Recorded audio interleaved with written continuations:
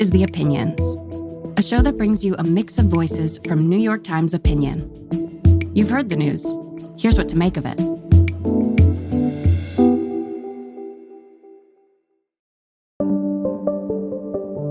I'm Nicholas Kristof. I'm an opinion columnist for the New York Times. I've been covering the world since the 1980s, and I spent a lot of my time reporting in poor countries. And I've seen both children dying unnecessarily and also the difference that American aid can make.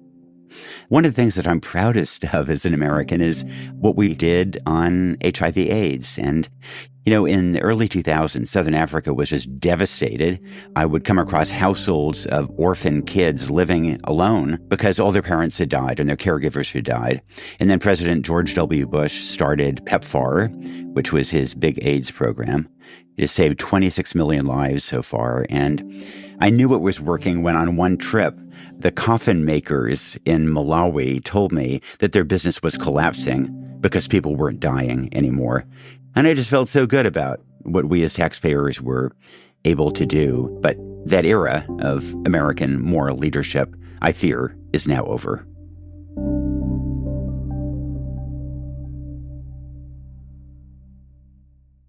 President Trump and Elon Musk are two of the world's richest men, and they're both boasting about cutting aid for some of the world's poorest kids. President Trump says that this is one of his achievements so far. To crush inflation by slashing spending, I imposed an immediate federal hiring freeze, a federal regulation freeze, and a foreign aid freeze. We're given to countries that hate us. We're giving billions and billions of dollars to countries that hate us. And Musk tweeted, "No one has died as a result of a brief pause to do a sanity check on foreign aid funding. No one." So I thought I would check on that.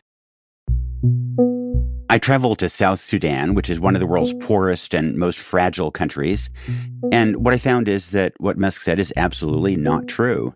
Just in my first couple of hours of reporting there, I had found the names of 4 people who had died because of the shutdown of American aid. What I heard over and over was that while some people are already dying from the aid shutdown, the toll will increase dramatically in the next few months as stockpiles of medicines and food run out, and as people get sicker and their immunity drops. And so, while we're already seeing tragedies, those are going to multiply enormously in the coming months. On this trip to South Sudan, I interviewed a healthcare outreach worker named Moses. This is Moses Okeni Labani. Moses was telling me about who had worked with 145 children, mostly orphans and vulnerable children, so that they could get their AIDS medications and stay on the medications and keep alive. And Moses told me about an orphan named Peter, a 10-year-old boy who he helped look after, helped get his medications. So tell me about Peter. Peter Odong started taking medication when he was 4 years. Peter was born with HIV, is that right? Exactly. But the program shut down. There was nobody to help him. Then his viral load increased. He got an opportunistic infection of pneumonia. Eventually, pneumonia, sickle cell also entered his body, and then he died abruptly because there was no medication. And pretty much the same thing happened to a couple of other kids. And everybody was pretty clear that if it wasn't for the aid shutdown, these kids would still be alive. Of course, if the USA would be here, Peter would have not died because he would have been having enough medication. For me, one of the most poignant elements of this trip was when I visited an area in northwestern South Sudan that had never had health care, never had medical care. And so women were dying in childbirth, newborns were dying. And then in December, this U.S.-funded maternity clinic opened in this area with a trained midwife. And it was an incredible success. Since then, not one woman had died in childbirth and not one newborn had died. And I got there and people saw this American showing up and asking about the clinic, and they mistakenly assumed that I had something to do with bringing the clinic to them, and they were so grateful.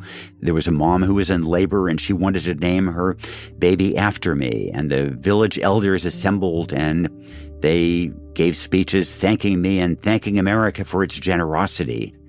But what those villagers didn't know was that very powerful people in Washington had already decided to cut that program, and so that clinic was going to end that month. And so those pregnant women in that village were going to be, once more, bleeding to death there. These programs are being cut, and these people are dying because of decisions in Washington by people like Elon Musk.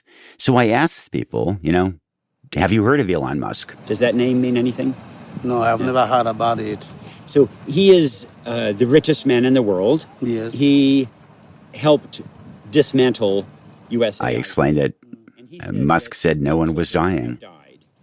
No. So what would you tell him? What would you tell Elon Musk? And Moses said, well, that's a wrong message, because if you wanted to learn something, you come in the grassroots. Like example, you come on the grassroots. I can take you to the facility, you see the file for children. Those children, somebody I will call them, you see them.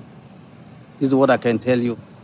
So on this trip and on other trips, when I'm in a village and I see children starving to death unnecessarily, or dying of HIV and AIDS, or moms dying in childbirth, then I think that, this doesn't have to be this way, that we have the toolbox, we have the resources to make a huge difference. I know that some folks hear about people being hungry in other parts of the world, and they think, well, that's not our business. We have to worry about our own problems. And I guess I'd make two arguments for why we should care. And one is simply the moral argument that when we are the wealthiest country in the world, and for 12 cents a day per person, we can help them overcome AIDS and live good lives. For tiny sums, we can avert starvation. Then that's just the right thing to do. We are linked by a common web of humanity, and we should respect that. But for those who maybe antifreeze runs in their veins, if they don't have that empathy, then I think there's also an argument of a national interest. We started these programs because they were a way to project American soft power, to win friends and influence around the world. And we are in competition, particularly in Africa, with China. And as soon as we began cutting aid, China wanted to rush into the vacuum. In Cambodia, for example, it immediately aligned itself with UNICEF to become a more visible supporter of humanitarian aid there. So when we cut aid, China is a big beneficiary. And the other thing that foreign aid has done has been vigilant about surveillance for diseases like Ebola, because it is an awful lot safer and cheaper to stop outbreaks where they happen, abroad. And the upshot is that, some Americans are going to die of these diseases. Some Americans will get polio and be paralyzed. Some Americans will get drug-resistant TB, which can cost $500,000 per case to address. So even if you don't care about the moral arguments, there is a actual argument in self-interest about how we benefit, how we protect ourselves by trying to help others. I hear an argument periodically that USAID is wasting resources, and, I'm sure there is something to that. There are plenty of programs that can be improved, and not all the money is invested in the best possible way. But then again, right now, there are tons of American food aid that are rotting around the world because food isn't being shipped out, it's not being sent. Money is being wasted right now because of the reckless way in which aid is being shut down. And I guess more broadly, I'd say that I completely agree with Trump and Musk that USAID should be reformed. But then let's reform it. Let's not just demolish it and blow it all up. Because when you do that, you eliminate not only the waste, but you result in a lot of people dying unnecessarily around the world.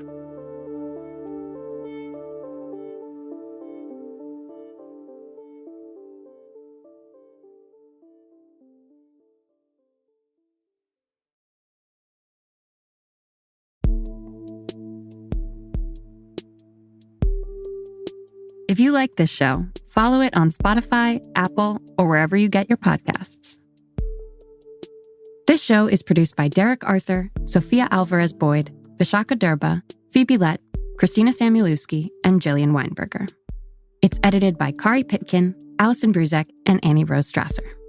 Engineering, mixing, and original music by Isaac Jones, Sonia Herrero, Pat McCusker, Carol Saburo, and Afim Shapiro. Additional music by Amin Sahota. The fact-check team is Kate Sinclair, Mary Marge Locker, and Michelle Harris. Audience strategy by Shannon Busta, Christina Samuelewski, and Adrian Rivera. The executive producer of Times Opinion Audio is Annie Rose Strasser.